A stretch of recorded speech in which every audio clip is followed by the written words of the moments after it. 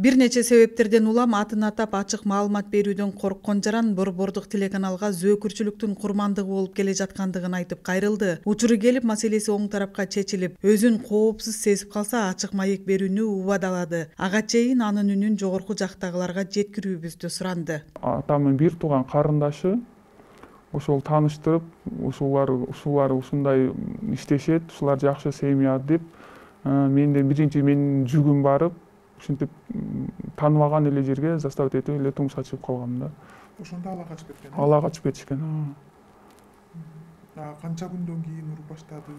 3 күндөн кийин эле ура баштаган. 3 күндөн кийин эле сен мындай кыл, 3 күндө эле уруп баштаган. Союп кетем, өлтүрүп кетем, бардык жерден таап алам, балдарды уурдап кетем деп аялын айоосуз сабаган жарандан 32 жаштагы келин 3 баласын алып Борборго качып келген. 17 жашыман деле, жаш кезимден эле турмушка чыккан үчүн сенин барар жериң жок, эмне болсо эле сенин балдарыңы алып коебуз, анан сенин каяка барат элең, андан көрө чыдап жаша деп кайненем деле ошентет. Кайненеми, кайнатамы баласы тоготпойт. Атейин ордуна тоготушпайт. Мени болсо сенин кимиң бар эле, каяка барасың деп балалуу болуп эле экибизде жүк тагым менен эшикке чыгарып салчу. Дарбазадан чыгарып салып, кайра таксиден чакырып келейин десем пычак такап, сен каяка барат элең, кайсы үйүңө барасың деп анда урат болчу. Ичимдеги балам боюмда болгондо уруп, тонун түшүрүп койгон, ошо 1-6 айга чейин кровотечение болуп, кан кетип ооруп жүрдүм. Анда деле караган жок. Мейли эми аны деле ичимге айтпай эле жашынып, өзүм дагы жүрдүм. Кийин балалуу болом деп аракет кылдым. Балалуу болуу чагында дагы боюмда болду. Аны дагы ооруп, кровотечение болуп, ушу Борборго келип, онкологияда жатып жүрүп, араң төрөгөн балам. Аны дагы ошо төрүп, эмне кылсам, сен өзүңө окшоп жетим кылып багып ала бер.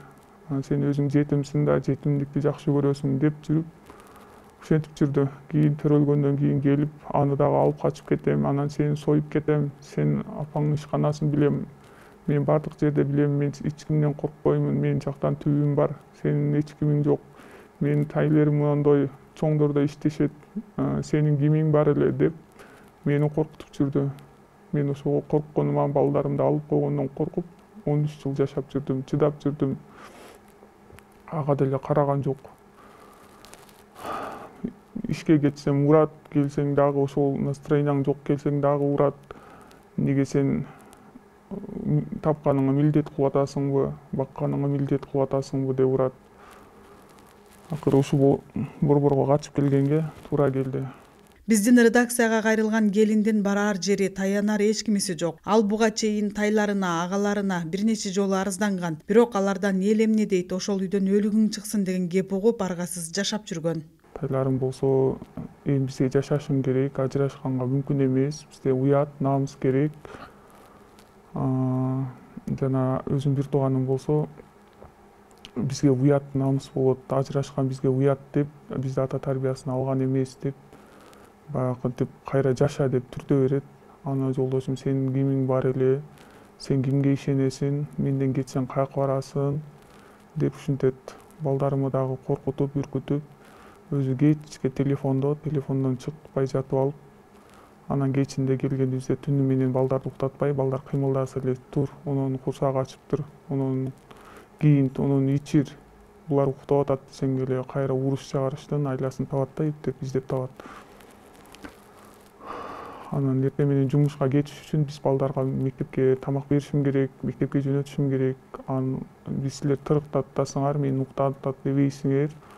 Укташым керек болчу. Мени үйдүн шефи катары, атасы катары кабыл албайсыңар. Ошо силерге баары бир, өзүңөр эртең менен эрте туруп алып тырыктатасыңар деп бизди кайра урат, согот. Ошо ал уктап атканда ошо чымындын үнү угулбай туруш керек. Ошентет.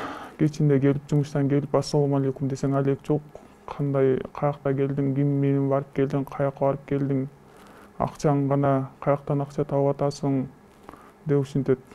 Жана кийин бул балдарга чоң балам чоң эле мектепте окушат. Мына канча жылдан бери булар эмне кийип атат, булар эмне ичип атат, булар эмне тамак жеп атат, анын иши деле жок да. Ошентет. Местага ачкам, убактылуу место ачтым, ал деле болбогон жок, ага деле маани берген жок. Жок кыл, анан мындай кыл, андай кыл.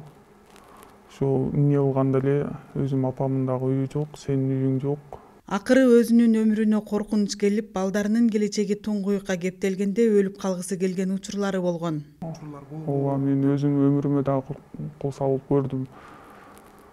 Мени өлтүрүп койсо ушу сезбей калайын деп, өзүм жанагынтип ичип дагы келдим. Ошондо дагы уруп өлтүрүп коет экен десем урду, бирок мен өлбөдүм. Чачыман сүдүрөп сыртка алып чыкты, ичкериге алып кирди, уурду көп ала кылып сабады, бирок мен өлбөй калдым да. Ошого өзүмө таң калдым, ошончо токмокко дагы өлбөй калганымачы. Коргой турган эч кимиси болбогон бул жаран мамлекеттен жардам сурайт. Эми биздин апам баягы мурунтан эле, атам каза болуп калгандан кийин эле Бишкекке келип квартирада жашап жүргөн үчүн үйү жок. Өзүм акемдин дагы үйү жок. Анан ошо менин дагы үйүм жок да азыр. Эми ошого мен бир комнатна болсо дагы квартира снимать эткиче мага жардам беришин суранат элем да. Урматтуу Сатыр Жапаровдон, Камчыбек Ташиевден, Чоңгулук кеңештин депутаттарынан Айгүл Айдаровадан суранат элем. Ушу менин өмүрүм, балдарымдын өмүрү, апамдын өмүрү коркунучта турат да.